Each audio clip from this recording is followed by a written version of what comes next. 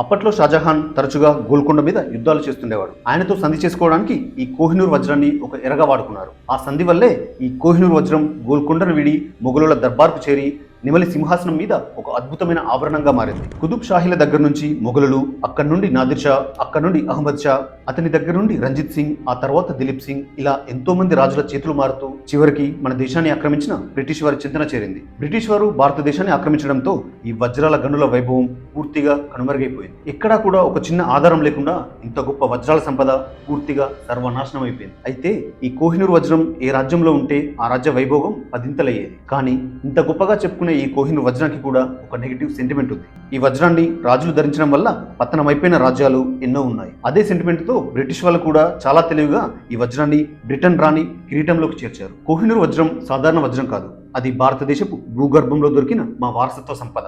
దాన్ని మాకు ఇచ్చేయండి అంటూ భారతదేశం ఎన్నోసార్లు బ్రిటన్ను కోరింది. కానీ ఇప్పటి వరకు ఇంకా అది లండన్లోనే ఉంది. కోహినూర్ వజ్రం భారతదేశపు సంపద అయితే మనం ఎందుకు దాన్ని తిరిగి తీసుకోలేకపోతున్నాం?